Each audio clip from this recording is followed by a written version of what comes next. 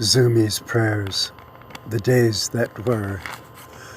There are heavenly waters, waters in heaven, flowing down the paths for the lightnings they come upon us.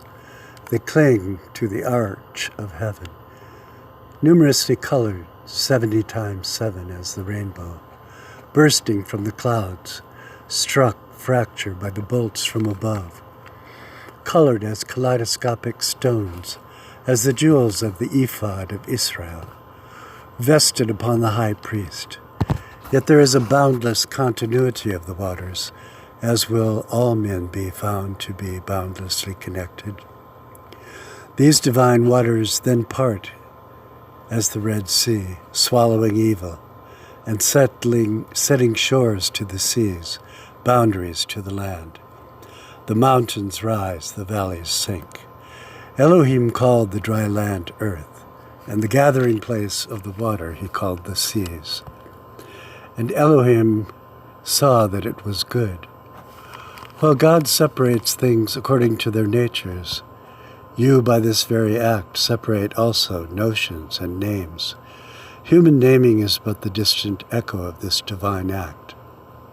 The ground was named under our feet, upon which we tread, upon which we run from you all our lives.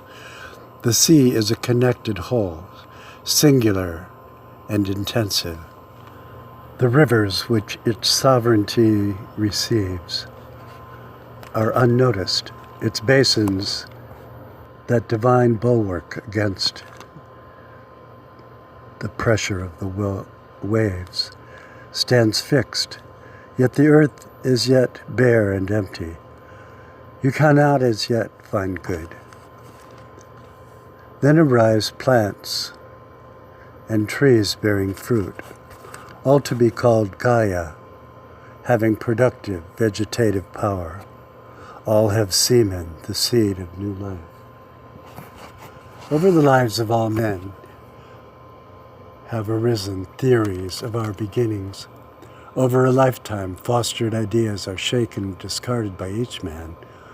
One should attend to the ancient languages proscribed by scholars to hear the poetic and joyful intent of all that you have done. We are very far from true knowledge, especially that of the heart and soul. The earth is clothed in your seamless garment, is baptized, is suffered, dies, and is saved, and brought again to life. The earth tells us of the Son of God. The earth, its creatures, its people, came into existence and were fertilized by the Word of God, the Son who later walked upon it.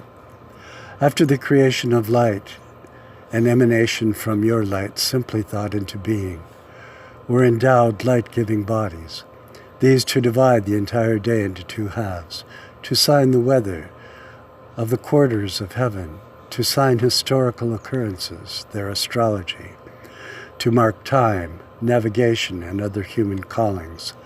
Also the coupling time of animals, the migration of birds, for days and years, and ultimately for the end of time. Your wisdom carries out what your omnipotence called into being. They are not to be personified to gods. They are yours alone. The giving of names by you is restricted to day, light, heaven, earth, sea, to which only is added a sixth, the name of man. The animals have souls, swarmed forth as fishes, beasts, and birds, none with an eternal soul like unto ours. It is not possible to imagine that man evolved from these creatures. We are eternal, they are not. Plants are not without life, but have no soul. Animals are material, but who have the life center of a soul, or conscious selfhood. There is a veil, a covering that is cast over all people, and the veil that is spread over all nations. This is the firmament of heaven, its side turned toward the earth. It is this veil which will be torn down at the end of time, taking away from off all the earth your rebuke of your people, death swallowed up in victory, and tears wiped away from all our faces.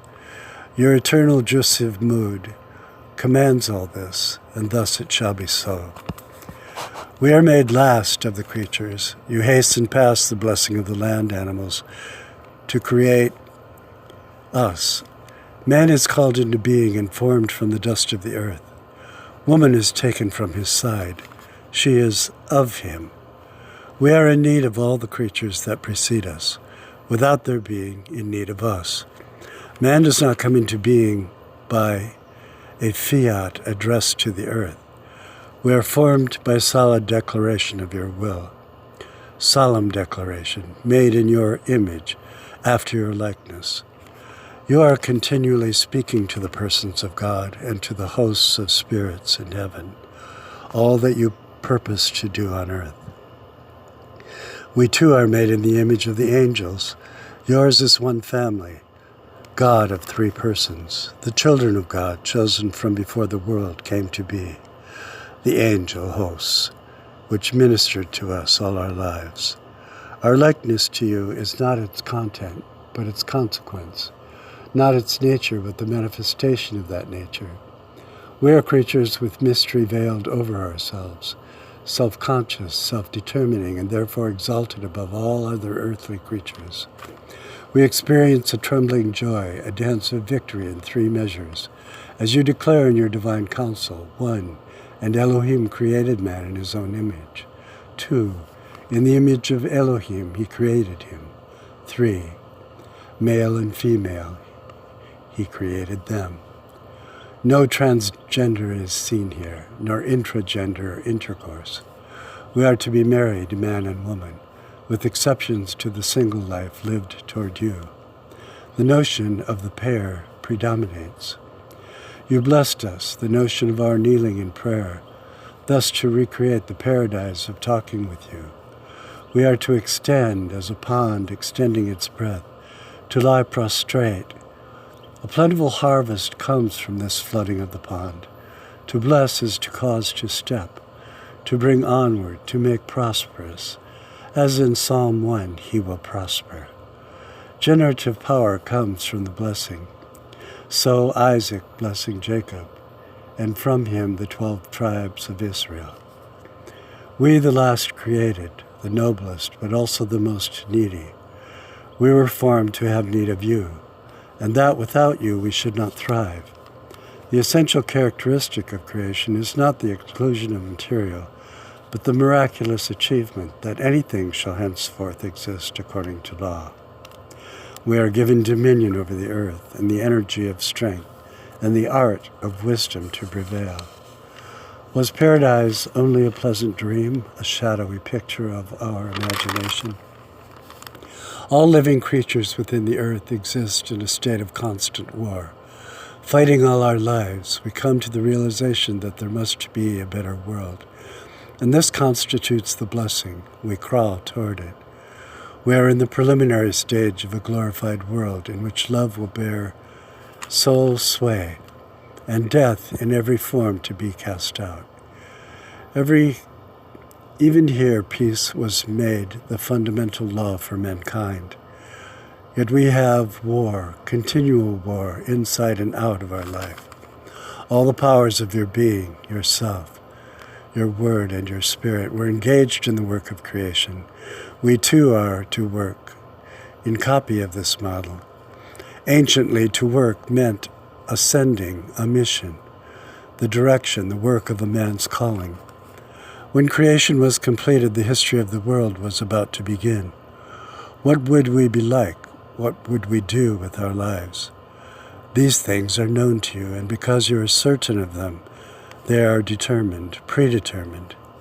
In all this, we have ethical and moral responsibilities in ways and means unknown to us. Your ways are unknown to us, your thoughts unknown to us. You are cleaved from the world, a being separated from the finite, sinful world, and exalted above it. As a material being in a material world, man was never to be like God, which is necessary for us to live with you. We are given a spirit to govern our soul and body. With this end, an obeyed life Adam shall have entered heaven. We too are sinners, but your Spirit entered us with his life. We continue to lead a life mixed of spirit and flesh, but sin no longer has dominion over us, and at death we are lifted up to your life. And this is not all male babble, for the original phrasing of many operations, including the Sabbath, are feminine. Things are put to fetal repose. Man is at once earthly and heavenly, and it may be that we shall be male and female.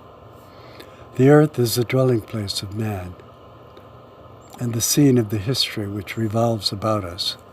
You have revealed that we shall have new heavens and a new earth, dwelling there in your righteousness, put upon and within us. You, the cause and Lord of the world, as it is here, there it shall be also. In anciency, the Lord has a twofold name, two natures, doublefold strength and wisdom and will. It is only the serpent and Eve who called you in the singular. Your name describes not your personality, but your uniqueness. We cannot come at all close to imagining your singularity. You are sui generis, the one and only. We say your essence is ineffable. Not only is it beyond description, it is unutterable. Your divine name is said God, as the summary of all that commands reverence, as absolute majesty and power. Its plurality shows the fullness of the divine substance. How rich is all the substance of you, and we, the children of your bestowal, your heritage. Amen.